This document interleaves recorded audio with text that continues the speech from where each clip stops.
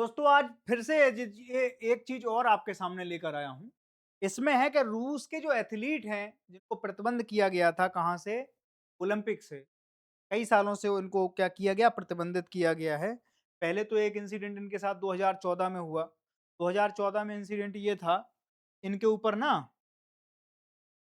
Doping के बहुत गंभीर आरोप लग गए थे कि रूस एथलीट हैं। रूस जो है आपको बताऊं ओलंपिक में बहुत अच्छा परफॉर्म करता है। ठीक है? तो जब ये अच्छा परफ़ॉर्म करता है और इसके साथ डोपिंग की जो घटनाएँ हैं वो अगर जुड़ी, फिर क्या किया, कान खड़े हो गए ओलंपिक कमेटी के।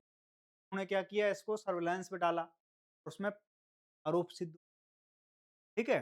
इसके बाद फिर हुआ दूसरा इंसिडेंट इनके साथ, वहाँ का जो क्या नाम से कोर्ट जो होते हैं, तो उसका एक बहुत बड़ा कुठाराघात, जब उन्होंने यूक्रेन के साथ लड़ाई चालू करी और यूक्रेन के साथ जब उनका क्या नाम से युद्ध शुरू हुआ, फिर अमेरिका और सब लोगों ने मिलकर क्या किया, रसिया के पे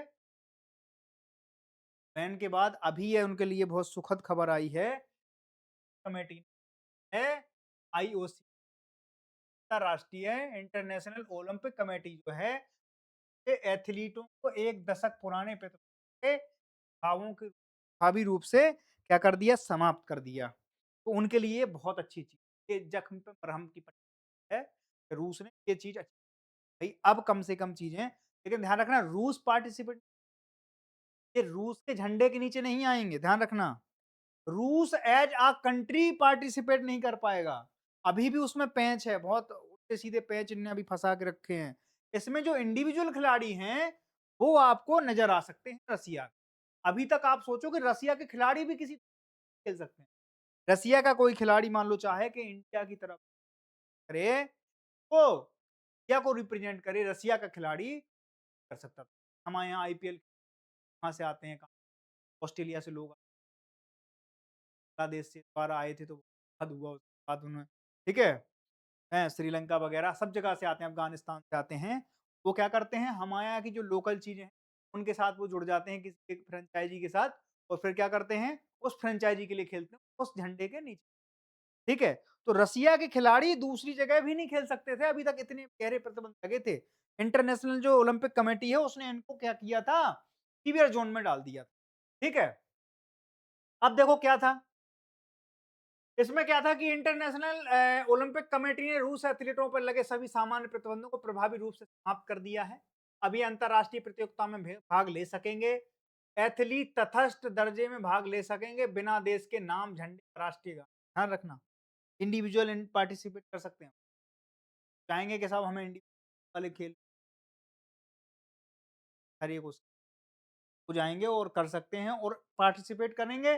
गोल्ड मेडल मिलेगा तो रसिया को नहीं मिलेगा, वो उस इंडिविजुअल आदमी को, ठीक है? जैसे हमारे यहाँ पे हम लोग जाते हैं, किसी लोगों को भेजते हैं यहाँ से, क्या होता है, उसका नाम देश के साथ जोड़ा जाता है। नीरज चोपड़ा ने भाला फेंका बोले, क्या इंडिया को कितने मिल गए? बोले 2 गोल्ड मिले, 4 गोल्ड मिले। उस समय मेजर ध्यानचंद जब क्या नाम से हॉकी को हैं, तो अगर किसी भी उसमें गोल मारते थे, तो क्या करते थे? इंडिया को गोल्ड मेडल हॉकी, ठीक है? सिल्वर मेडल मिला किसमें? कई इवेंट, ठीक है? विनेश फोगाट को बोले गोल्ड मेडल मिला या सिल्वर मेडल मिला, है ना? तो वो सारे के सारे कहाँ हैं? वो यहीं आपके देश में काउंट होते हैं। एक देश की क्या ओवरऑल, जैसे आप सारणी देखो, उसमें आता है कि सबसे टॉप पे बोले अमेरिका, चाइना, ठीक है? ये देश चल रहे हैं।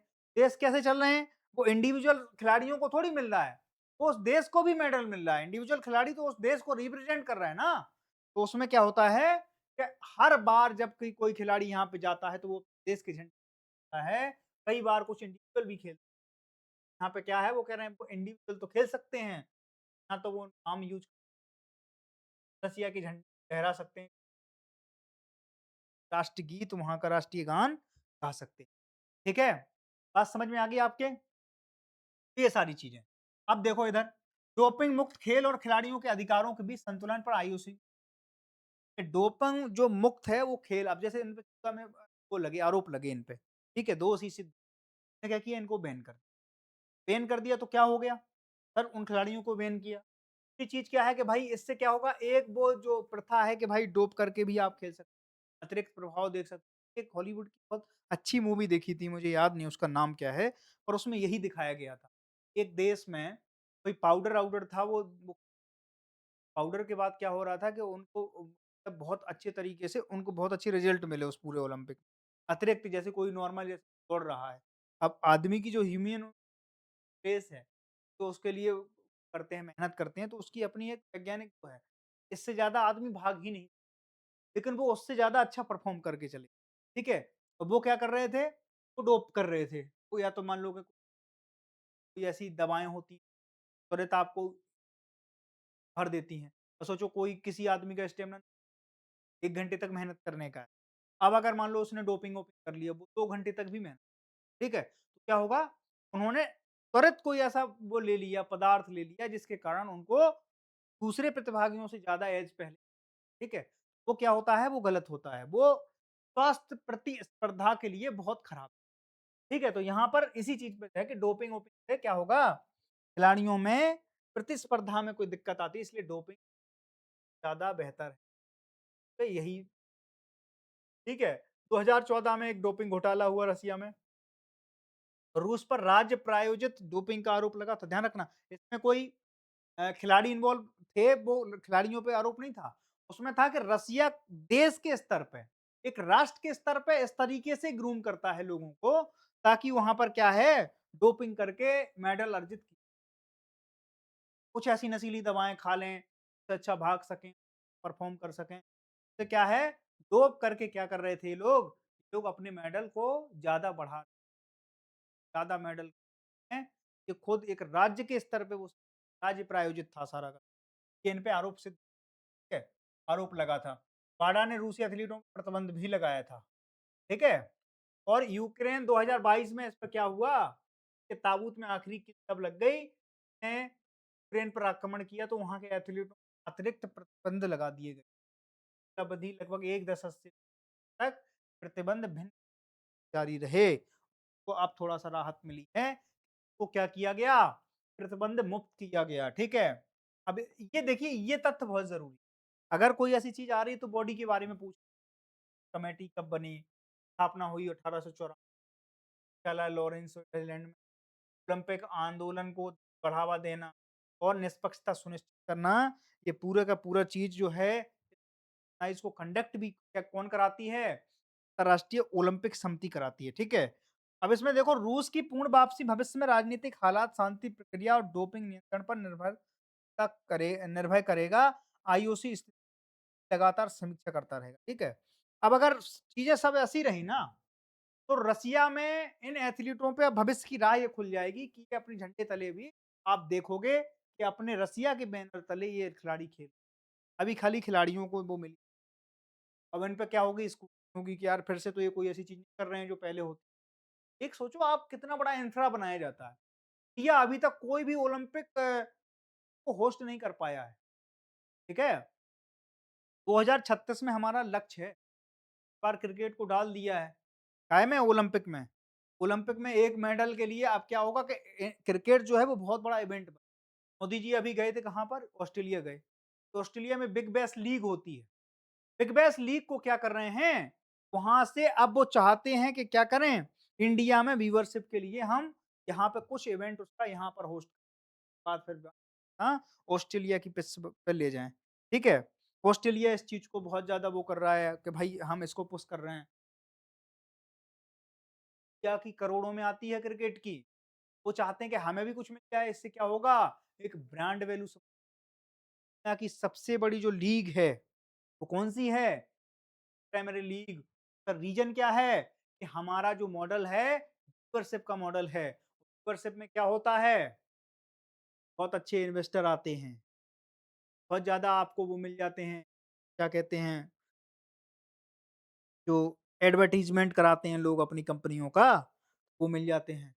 सर बोलते हैं, स्पॉन्सर हमारे यहाँ बहुत होते हैं, कई करोड़ों रुपए देते हैं, हज़ारों करोड़ों व्यूवरशिप जो बिग डाटा लेती है, रिलायंस लेती है ना, हॉटस्टार को जियो ने खरीद लिया।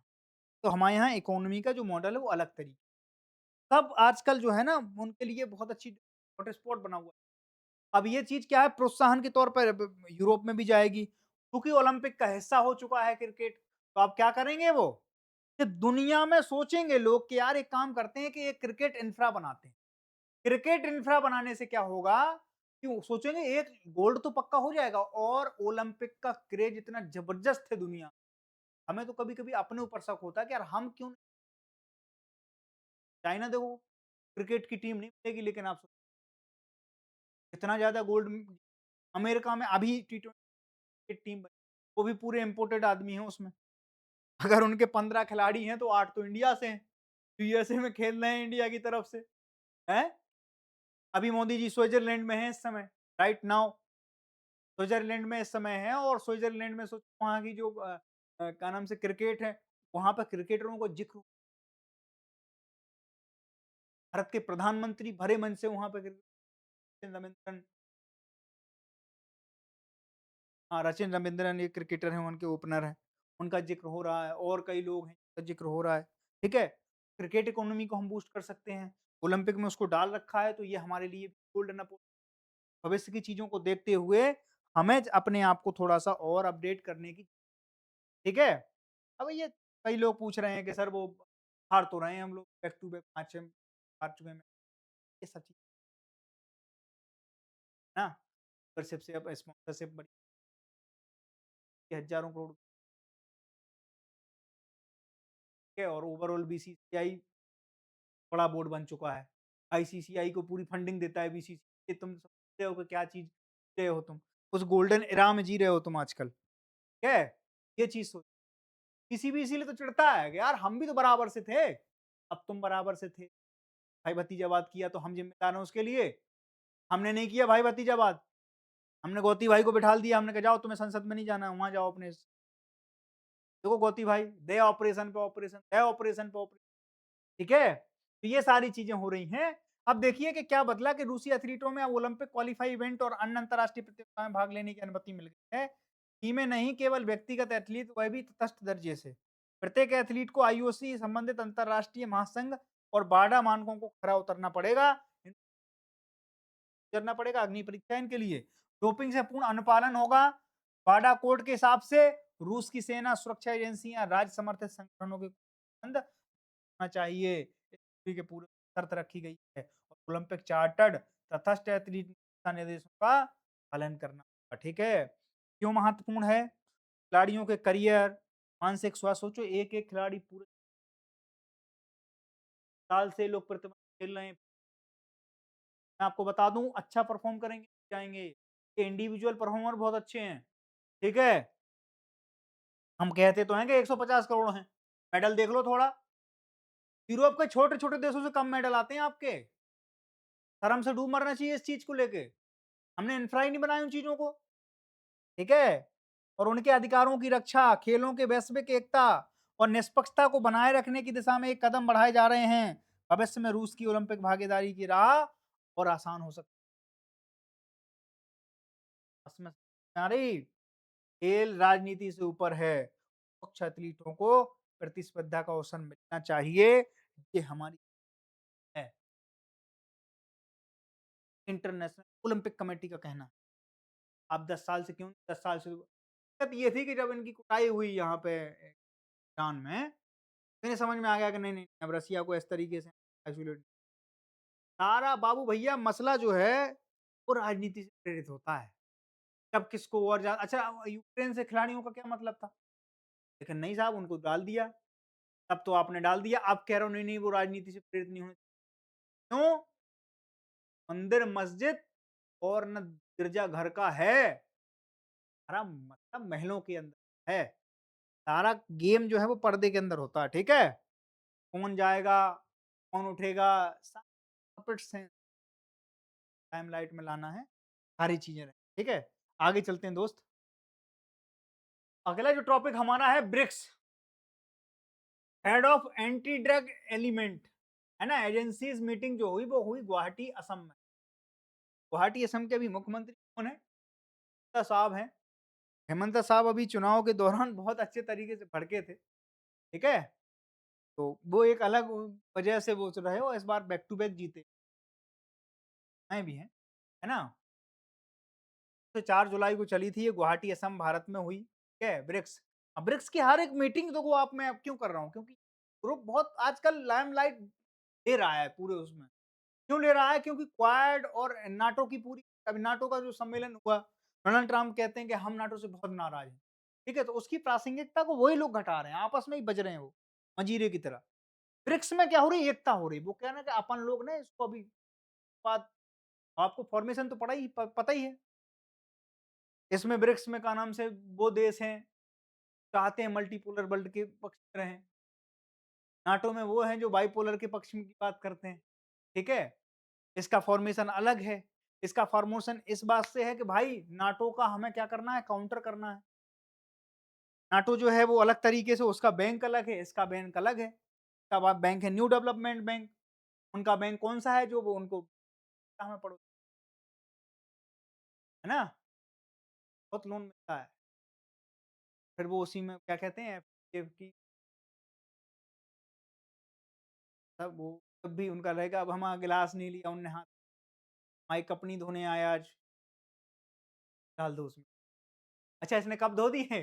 पोछा भी लगा दिया? अच्छा ठीक है, तो अच्छा एक काम करो इसको दे दो यार 4-10 करोड़ ये वाली बात, ठीक है? भारत कम से कम इतना ह्यूमिलेटिंग हो गया है? ट्रम्प जैसे आदमी का तुम्हें कहना पड़ रहा है, नहीं, नहीं, नहीं आप प्रेसिडेंट आप नोबेल पुरस्कार के अधिकारी हैं। आपको मिलना चाहिए नोबेल पुरस्कार। सोचिए आप, कि एक देश के तौर पर कितना ह्यूमिलेट और उनकी दिक्कत नहीं है, वहाँ कोई भी आएगा, संस्था के तौर पर वो देश पूरा कोलैप्स कर चुका है, आर्मी ने टेक ओवर कर लिया। पड़ोसी हैं हमें थोड़ा वो कहते थे ना अटल बिहारी साहब, पड़ोसी ये सच है। उसके बारे में थोड़ा-सा कष्ट होता है कि यार हमारे पड़ोस में कैसे लोग सोचो अगर हमारे पास अगर चीज़ें ठीक रहती तो प्रॉस्पेरिटी शांति की आज हमें जो ज़्यादा खर्च करना होता है, क्या होते कि लाइफ़स्टाइल वो केवल हम नहीं जी रहे होते, वो भी जी रहे होते, है ना? अब ख़ैर कौन समझाए क्योंकि वो मुज्जू कफ्फू वाली बात है, कि अगर हमसे अच्छे संबंध हो तो आर्मी से खराब हो जाएँगे, आर्मी से अगर खराब होगा चूँकि इतना हावी हो चुकी हैं, कि अब वो वापस नहीं आ सकती, ठीक है? आयोजक कौन था? भारत सरकार थी, नारकोटिक्स कंट्रोल ब्यूरो एनसीबी जो हमारा था, उसका पूरा ये आयोजन पूरा कर रहे थे। ब्रिक्स सदस्य एजेंसी प्रमुख सब में भाग लिया। भारत की ब्रिक्स अध्यक्षता 2026 के अंतर्गत इसमें क्या हो रही थी? पार्टिसिपेशन हो रही थी और हम इसका क्या कर रहे थे? हम होस्ट थे, ठीक है? गुवाहाटी पत्र की घोषणा और गुवाहाटी पत्र में क्या चीज़ें निकल के आई हैं, वो चीज़ें देखने वाली हैं, ठीक है? गुवाहाटी पत्र में सबसे पहले तो है कि नशीली दवाओं की तरक्की और संगठित अपराध के खिलाफ ऑर्गेनाइज़ जो है अपराध जो है उसके खिलाफ सहयोग और आपस में मजबूत करने पर सहमति बनी। ध्यान रखना, दवाओं की है ना? ड्रग्स तस्करी जो है हमारे यहाँ होती है, नशीली दवाओं की तस्करी, उसके खिलाफ अभी एक बहुत अच्छा मामला सामने इसने पूरी दुनिया को हिला रखा है। चाइना के कुछ लोग ना संगठित अपराध कर रहे थे, इसी चीज़ को लेके जो पहला बिंदु आया, उसमें क्या कर रहे थे ये लोग कि यूरोप के ये क्या कर रहे थे कि कई जगह बारटेंडर या कुछ हो है ना? कई जगह हॉस्पिटल्स वगैरह भी सँभाल रहे थे। तो ये क्या करते थे कि कई जो बेचारी इनोसेंट्स तो ये नशे करते थे, दवाएँ दे देते थे। वो ऐसी नशे की दवाएँ दी, कई बार तो मरते-मरते बचे और फिर इनके साथ रेप किया जाता था। ये पूरी की पूरी कहाँ टेलीग्राम वगैरह पे सर्कुलेट करते थे। नाम कोडिंग अलग थी। वो सारी चीज़ें इनके साथ चल अभी जाके वो मा ये ऐसी आदतों से भी चाइना वो होता है, चाइनीज़ थे सारे। नशीली दवाओं की तस्करी और संगठित अपराध के खिलाफ सहयोग और मजबूत है ना? सूचना साझाकरण, खुफिया सहयोग और संयुक्त जाँच को बढ़ावा देने अब कोई भी दुनिया कोई ऐसी चीज़ें हैं तो सारी की सारी जो क्या होंगी इंटीग्रेटेड तरीके से क्या करेंगी, काम कर रही होंगी। जैसे कोविड में ज़रूर अगर ये सारी चीज़ें इस तरीके से हों, क्या होगा? कोई भी वैश्विक चीज़ क्या होगा? नशीली दवाओं की माँग और आपूर्ति दोनों को कम करने के लिए संतुलित और समग्र दृष्टि अपनाना है। Drone, dark web, crypto currency और वित्तीय नेटवर्क ये तकनीकी सहयोग को बढ़ाना है। देखो, हमने अभी तक यहाँ पर क्या है, डार्क वेब की भी बात होती है। एक सरफेस वेब होता है, एक डार्क वेब होता है। हाँ, डार्क वेब बहुत खराब चीज़ होती है। जितना भी इंटरनेट हम यूज़ कर रहे हैं, वो 10 से 15% ही कर रहे हैं, इतना विज़िबली। बाकी 85% डार्क वेब ही है, ठीक है? डार्क वेब एक बहुत खतरनाक चीज़। डार्क वेब क्या है कि आपका जो नहीं दिख रही हैं चीज़ें, आप फ़ोटो ले रहे हैं, वो कहीं तो स्टोर हो ही रही है, आपके यहाँ डिलीट, पर वो कहाँ चली गई? डार्क वेब में आज भी। कोई भी डाटा कभी डिलीट नहीं होता, ध्यान रखना, ठीक है? खाली मन का भ्रम है।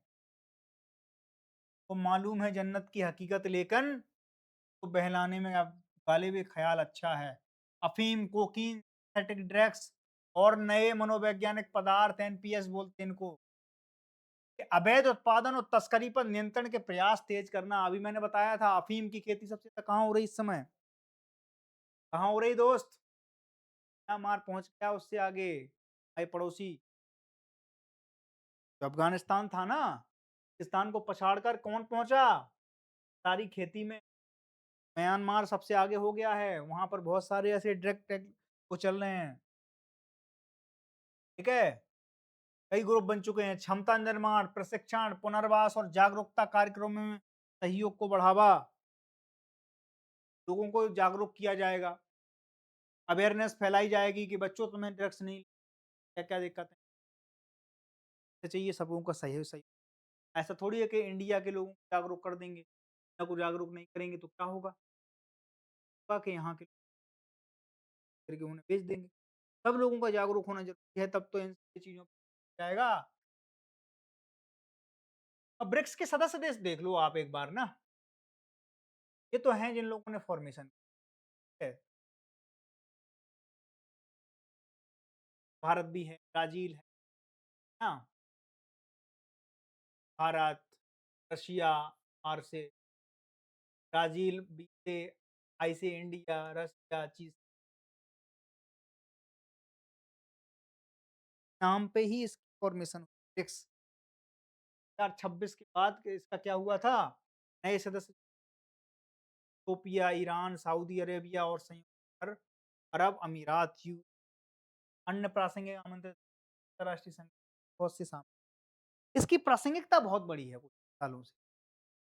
तो नाटो जैसे ही कमज़ोर हो रहा है, तो कोई एक ऐसा तो चाहिए देश जो दुनिया, इसमें बहुत से नए देश थे, सऊदी अरेबिया है। सऊदी अरेबिया इसमें जुड़ गया, आप सोचो। अमेरिका का बहुत ख़ास है। डोनाल्ड ट्रम्प साहब को वो देते हैं कि साहब ये ले जाइए हमारी तरफ से, एक हमने तुम्हें हवाई जहाज होने की सीखने लगी हैं। ट्रम्प साहब कहते हैं ब्यूटीफुल, ब्यूटीफुल, ना?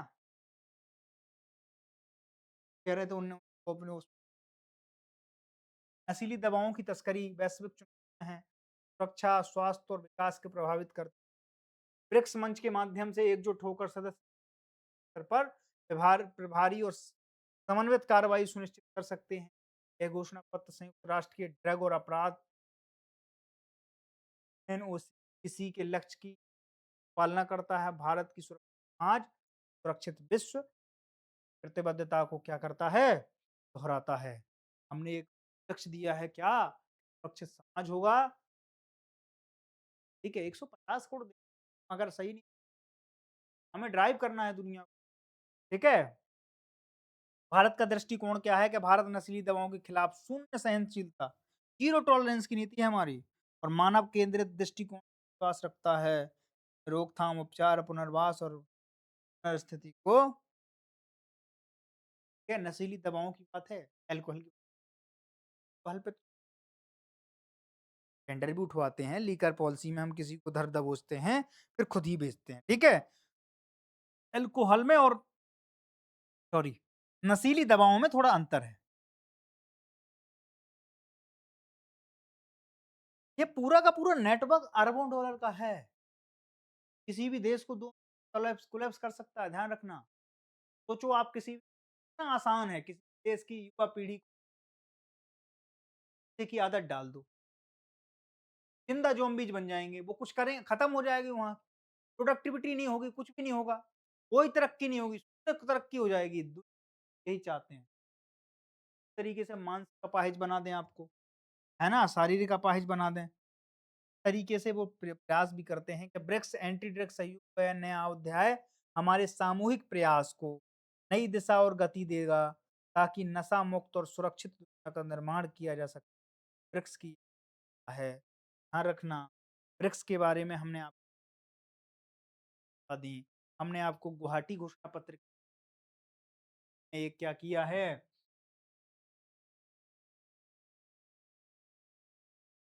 करियो संगठन के खिलाफ। और इसका आप सोचो कि गुवाहाटी ही क्यों रहे हम?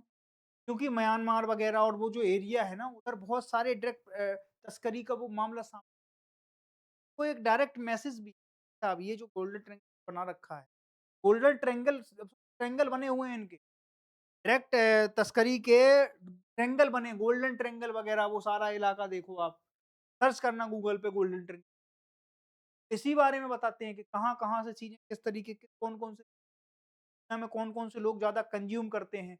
इसके ऊपर एक रिपोर्ट है, मैं कभी अगर मौका मिला तो मैं आपको बताऊँगा। इंडिया में कितने हालात खराब हैं, पंजाब वगैरह के, ठीक है? अभी एक मूवी बनी थी आपकी धुरंधर, धुरंधर में आपको ड्रग तस्करी का ही पूरा नेट बताया गया कि नेक्सस किस तरीके से काम करता है, कहाँ-कहाँ काम करता है, किस तरीके से कहाँ-कहाँ चीज़ें डंप करी, तो किस तरीके से फिर वो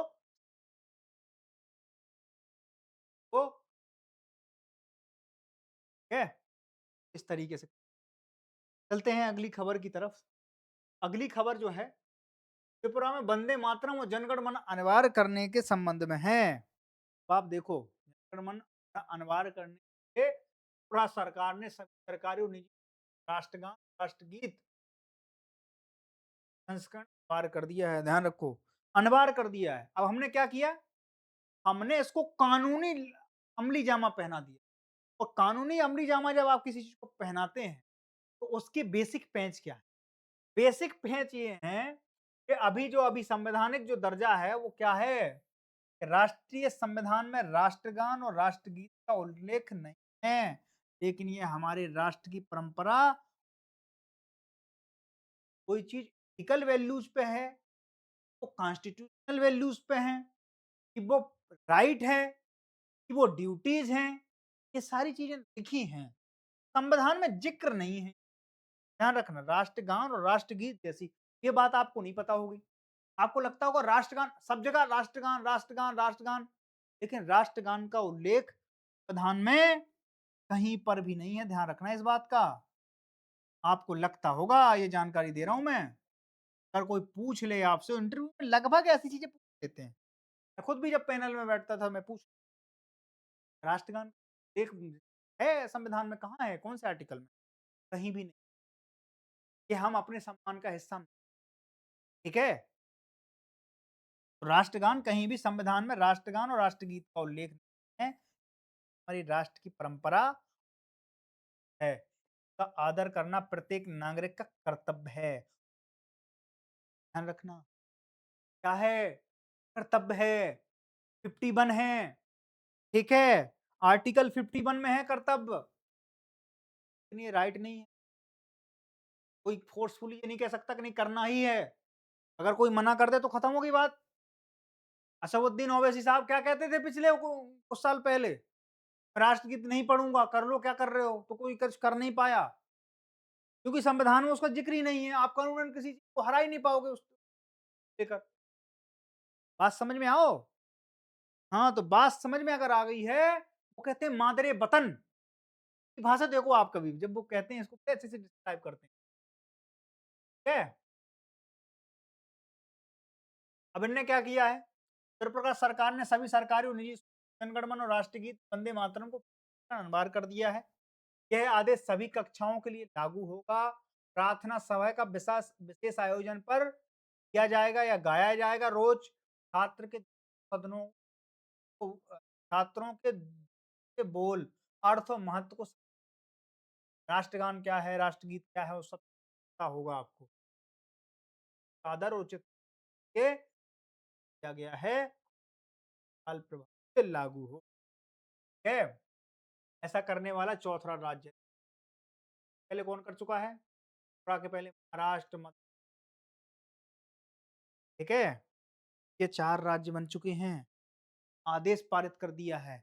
ऐसा ही होना चाहिए कि हमारा हुक्म है और हमारा वचन ही है शाश्वत, चाहे संविधान में लिखा हो चाहे ना लिखा हो। अब राष्ट्रगान का महत्व है, देखो एक चीज बताऊं मैं आपको। राष्ट्रगान और राष्ट्रगीत हमारे राष्ट्र की एकता, संप्रभुता और संस्कृति गौरव के प्रतीक है ना। लोगों में राष्ट्र प्रेम, अनुशासन और संवैधानिक मूल्य भावना को करता है। देश के प्रति सम्मान और कर्तव्य बोध का विकास कराता है। अगर ऐसी चीजें डाल ही देते उस समय क्या ही दिक्कत थी। लेकिन उस समय उन्हें दूसरी तरीके से जिन सारी चीजें देख ही रहे थे। ठीक है। अब इसके रचयिता कौन है? तो राष्ट्रगान के रचयिता हमारे रविंद्रनाथ ठाकुर जी हैं। बंगला में लिखा गया है। अपनाया गया 24 जनवरी 1950 को संविधान सभा द्वारा। अवधि लगभग 52 से, ध्यान रखना राष्ट्रगान की अवधि। अब बहुत पूछा था पहले, राष्ट्रगान की अवधि क्या है? 52 सेकंड है ऑफिशियल। ठीक है। रचयिता कौन है इसके राष्ट्रगीत के, वंदे मातरम के? तो बंकिम चंद्र चट्टोपाध्याय, जो हमने अभी बताया था, पूरे के बारे में एक दिन बताया जिस दिन ना इनका जन्मदिन था, उस दिन मैंने इनके बारे में बहुत विस्तार से, ये बहुत फेवरेट है। आनंद मठ की इन्होंने स्थापना करी है। ठीक है। आनंद मठ भाषा जो उपन्यास का मूल है, उसमें ही इन्होंने क्या लिखा था? वंदे मातरम अपनाया गया 7 सितंबर, कांग्रेस अधिवेशन राष्ट्रगीत पूर्ण संस्था अंतरिक। और इसको फिर बाद में क्या कर दिया गया? अधिवेशन, कांग्रेस के अधिवेशन में अपनाया गया था। वही फिर राष्ट्र के लिए है, भारत कर। बात समझ में आई? भारतीय राष्ट्रवाद और राष्ट्रीय प्रतीक, सांस्कृतिक एकता और विविधता, शिक्षा नीति और मूल्य शिक्षा, और संवैधानिक मूल्य, नागरिकों के कर्तव्य के बारे में यूपीएससी के लिए ये प्रासंगिकता बढ़ जाती है। कि हम ये थोड़ी कह सकते हैं, लेकिन हमें ये पता होना चाहिए। हमें ये पता होना चाहिए। सर इसका संविधान में तो जिक्र नहीं, पर राष्ट्र की आस्था का विषय, राष्ट्र के सम्मान का विषय है। राष्ट्र की एकता और विविधता को बनाए रखने के लिए ऐसी चीज सांस्कृतिक धरोहर का हिस्सा है। ठीक है। ये चीजें भी बहुत जरूरी है। ये चीजें उतनी ही जरूरी हैं जितने की आपके आर्टिकल हैं, जितने की आपकी प्रस्तावना है। इसी दर्जे में आप इन्हें भी रखिए। ठीक है। कोई भी सभा में अगर नमक नहीं है सब्जी में, तो सब्जी में मजा नहीं आएगा। ठीक है। तो नमक का काम करते हैं। बात समझ में आ गई? चलते हैं अगली चीज। ये चीज पता चल गई कि अभी तक हमारे राष्ट्रगीत और राष्ट्रगान जो है स्थानिक उसमें नहीं है किसी। ठीक है। और वो हमारे कर्तव्यों में है, जो कि बाद में जोड़ा। विश्व बैंक की आय वर्गीकरण रिपोर्ट 2027 जो है, विश्व बैंक भारत को फिर से निम्न मध्यम आय, लो मीडियम इनकम में रखा है। स्थित है 2000 से है। देखो अपन अपर क्लास में नहीं जा पा रहे हैं। अपन ने लक्ष्य तो हमारे लिए 2047 तक हमारा क्या हो जाएंगे, हम सारी चीज कर लेंगे। हम इस वाली श्रेणी को 1009 से नहीं, लोअर मिडिल इनकम जो हमारी है उससे नहीं निकल पा रहे हैं हम। और ये ऐसा गंदा डेंट लगा है हमारे ऊपर, पता नहीं किसकी नजर गई। इतने सारे लोग हैं इस धरती पर, मिर्ची टांग दो यार कहीं दरवाजे पे,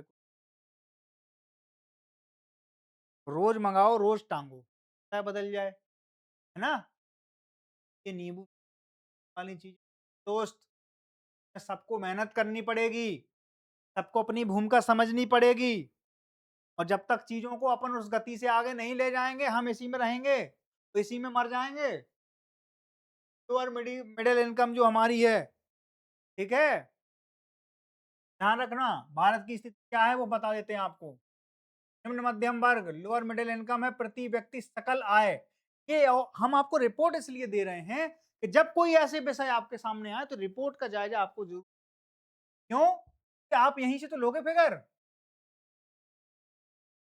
2760 अमेरिकन डॉलर फाइनेंशियल ईयर 2025 में था। यह स्थिति 2009 से लगातार बनी हुई। ठीक है। जीएनआई, सकल राष्ट्रीय आय हमारी जो है, ठीक है, ग्रोस नेशनल इनकम जो हमारी है 2760 अमेरिकन है। श्रीलंका में यह कितनी है? 4270 व्यक्ति है। वियतनाम में 4660।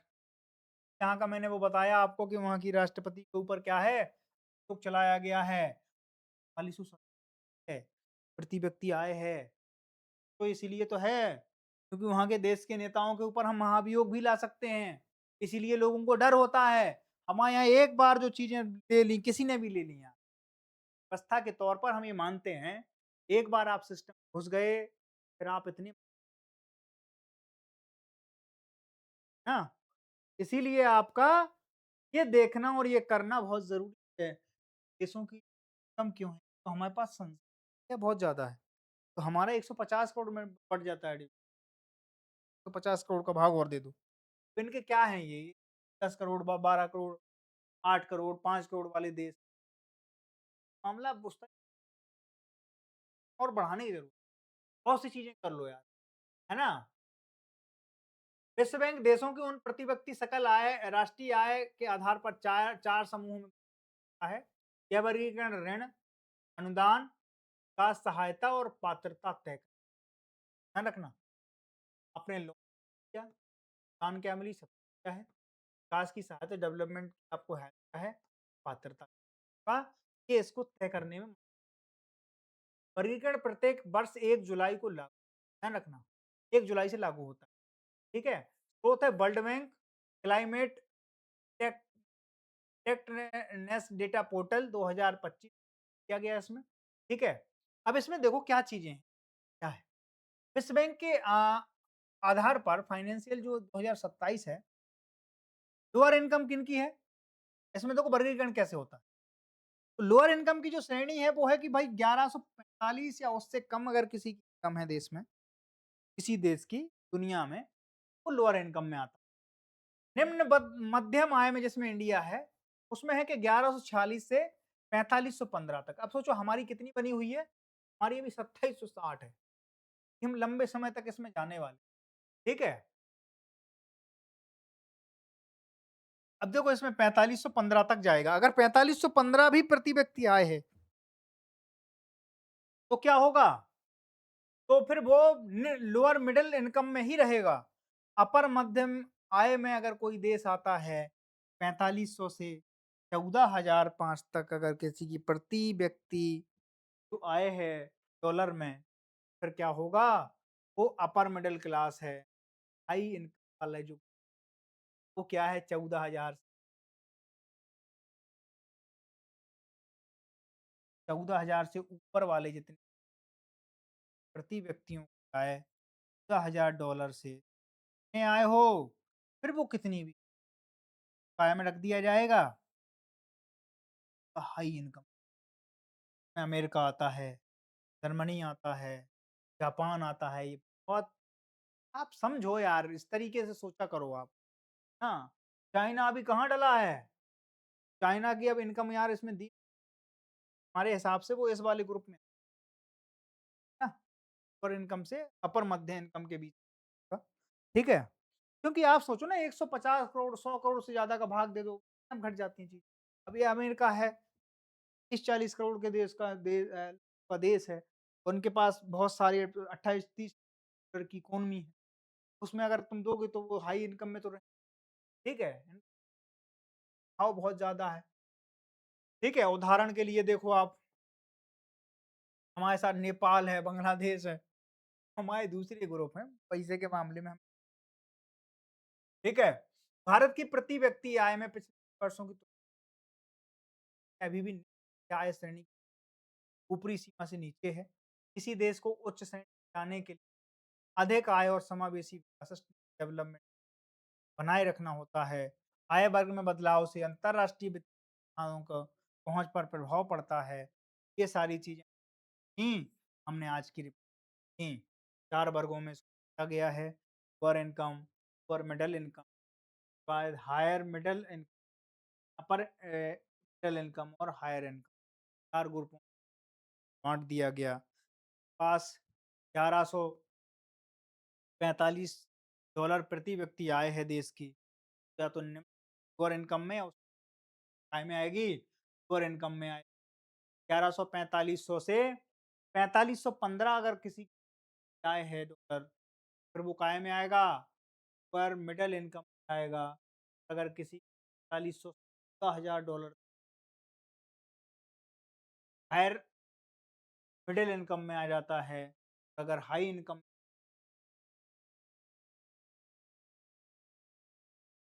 से भी ज़्यादा हो कि फिर क्या है? आ जाएगा इस ठीक है? विश्व बैंक के बारे में थोड़ा-सा जान लेते हैं कि विश्व बैंक क्या करता है, कहाँ है? विश्व बैंक की स्थापना हुई थी 1944 में, मुख्यालय वाशिंगटन में है, अमेरिका में, है ना? में भारत ने सदस्यता ले ली थी, ठीक है? विश्व बैंक का 1944 में स्थापना हो गई, 1 साल बाद हम कहाँ गए, ठीक है? अब विश्व बैंक का उद्देश्य क्या है कि सतत समावेशी विकास के लिए गरीबी उन्मूलन, साझा समृद्धि को बढ़ावा देना, ये हमारी जो है प्राथमिकता है। अब जितनी भी योजनाओं में आप देखोगे इन्हीं संस्थाओं का प्रभाव दिखता है। जब हम कहते हैं सस्टेनेबल डेवलपमेंट, आपको हर एक चीज़ में दिख जाएगा। ट्रांसपेरेंसी, सतत विकास, क्यों? ये कहाँ से आ रही? कमांड ही वहीं से आती है। दुनिया के चीज़ों को हमें क्या करना होता है? मीट करना होता है। जब हम अपनी कल्पना करते हैं कि हमें अमेरिका जैसा बनना है, अमेरिका से अच्छा बनना है, या हमें जापान जैसा बनना है, या हमें जर्मनी से बढ़िया बनना है। जब बनना है तो फिर हमें देशों के साथ जो घुल-मिल के रह रहे हैं, हमें कॉम्पिटिशन में ही तो जाना पड़ेगा। आपको यूपीएससी की अगर संस्था मान लो क्रैक करना है, तो हमें जो क्वेश्चन आंसर हैं वो दुनिया के हिसाब से देने पड़ेंगे ना, देश के हिसाब से। हम अपने कमरे में कह दूँ कि हमारे हिसाब से बढ़िया चल रहा है, तो ऐसे थोड़ी होता है। ठीक है? तो आज ये देख लेते हैं थोड़ा-सा, इसके बारे में थोड़ा-सा क्वेश्चन देख लेते हैं, क्वेश्चन हमने थोड़ा-सा बनाए हैं यहाँ पे। सबसे पहले तो ये देख लेते हैं कि एमसीक्यू क्या है कि निम्नलिखित कथनों पर विचार कीजिए। विश्व बैंक देशों को आय वर्गीकरण व्यक्ति आय के आधार पर करता है। ब्रिक्स गुवाहाटी घोषणा पत्र का मुख्य उद्देश्य मादक पदार्थों की तस्करी और संगठित अपराधों के विरुद्ध सहयोग बढ़ाना है। मैं अभी आपको पढ़ा चुका हूँ। फिलीपींस में राष्ट्रपति प्रणाली लागू है। तीनों चीजों में सही कथन सही है। 1 और 2, 1, 2, केवल 2 और 3, केवल 1, 2, 3, 3। विश्व बैंक क्या करता है? वर्गीकरण करता है पूरे ग्रॉस उस पे, ठीक है? दूसरा क्या है कि ब्रिक्स गुवाहाटी में क्या निकला था? तस्करी के ऊपर प्रतिबंध लगाने के ऊपर सहयोग बढ़ाने के लिए ये राष्ट्रपति प्रणाली लागू है क्योंकि उपराष्ट्रपति के ऊपर अभी-अभी महाभियोग लागू किया गया, ठीक है? तीसरा क्वेश्चन थोड़ा ठीक है? ब्रिक्स और इसके बाद एक ऑफ द फिलीपींस निम्नलिखित में कौन सा युग में सही है? गुवाहाटी घोषणा पत्र मादक पदार्थों की तस्करी विरुद्ध है। जो विश्व बैंक प्रति व्यक्ति जीएसआई निकालता है। आईओसी के निर्णय रूस के खिलाड़ियों पर प्रतिबंध और त्रिपुरा पर निर्णय राष्ट्रगान एवं राष्ट्रगीत किए गए उपयोग सही तरीके से चुनिए। 2, 3 और 4 मिलित है, ठीक है? अब देखो इसमें कौन सा सही है? चारों सही, ठीक है? एक हमने ओवरऑल व्यू आपके लिए ले लिया। इस पूरी आज के लब्बो लुआब में जो क्वेश्चन बनाए थे, उसके बारे में ले लिया। अब थोड़ा-सा मेंस के क्वेश्चन देख लेते हैं। 2-3 क्वेश्चन मैंने आपके लिए फ्रेम किए। इस तरीके से है कि हाल ही में अंतरराष्ट्रीय घटनाएं, फिलीपींस में महाभियोग, ब्रिक्स का गुवाहाटी घोषणा पत्र, आईओसी की रूसी खिलाड़ियों पर निर्णय तथा विश्व बैंक की आय वर्गीकरण रिपोर्ट यह दर्शाती है विश्व बैंक वैश्विक शासन राजनीतिक, आर्थिक और सुरक्षा चुनौती से कैसे होती हैं चर्चा की। ठीक है? दूसरा क्वेश्चन देखो आप। दूसरे क्वेश्चन में कि राष्ट्रीय पहचान, संवैधानिक मूल, लोकतांत्रिक संस्थाएं, किसी भी राष्ट्र की स्थिरता के आधार पर, त्रिपुरा में राष्ट्रगान, राष्ट्रगीत को अनिवार्य किए जाने तथा फिलीपींस महाभियोग कथन का विश्लेषण। त्रिपुरा में राष्ट्रगीत, अब देखो इसमें क्या होगा। अब तीसरी चीजें हैं, इसको फ्रेम के लिए हम बता देते हैं आएगा। भारत की विदेश नीति बहुपक्षीय संस्थाओं, विश्व बैंक, आईओसी का महत्व और बढ़ा रहा है। समकालीन वैश्विक घटनाओं के आलोक में भारत के लिए इनके अवसरों और चुनौतियों का मूल्यांकन। अब ध्यान रखना, इसको फ्रेम इस तरीके से हम कर सकते हैं। सबसे पहले एक प्रस्तावना लिख दें, ठीक है? महाभियोग प्रक्रिया और ब्रिक्स के बारे में, आईओसी के बारे में जो मैंने बताया, विश्व बैंक वर्गीकरण रिपोर्ट के बारे में थोड़ा-सा बता देंगे, ठीक है? छोटा-छोटा बताना है। अब इसको कम से कम और कुछ नहीं 250 वर्ड में लिखना है, सब चीज़ें लिखेंगे आप, 250 शब्दों में लिखें, ठीक है?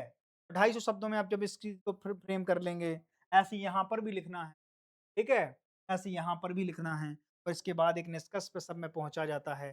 जब कभी भी आप किसी क्वेश्चन फ्रेम करेंगे, इस तरीके से ही करते हैं और इनकी प्रैक्टिस करना रोज़ आपके लिए ठीक है? तो इस तरीके से अपन कर लेंगे। ये मॉडल पेपर है एक तरह, ठीक है? तो ये अपन को करना है। सबके बारे में विषय में दे देना है और सबके बारे में भी थोड़ा जानकारी देके उसके बाद निष्कर्ष हाल के अंतर्राष्ट्रीय घटना फिलीपींस में महाभियोग, ब्रिक्स का गुवाहाटी घोषणा पत्र, आईओसी का रूसी खिलाड़ियों पर निर्णय, विश्व बैंक की आय वर्गीकरण रिपोर्ट यह दर्शाती है वैश्विक शासन राजनीतिक वही तो बताया था आपको इसका डोमिनेंस ज्यादा है असर दिखेगा उन्होंने यूक्रेन पर हमला किया पर प्रतिबंध लगा दिया अमेरिका ने अभी क्या नाम से ईरान के ऊपर हमला किया अमेरिका पे नहीं लगे डोमिनेंस क्या है अमेरिका संस्थाओं पे भी उसका असर दिखता है उसी के विषय में अपन को थोड़ा सा चर्चा करनी है बात समझ में आई तो आज का पूरा सेगमेंट यही था कल फिर मिलते हैं इसी समय तब तक के लिए थैंक यू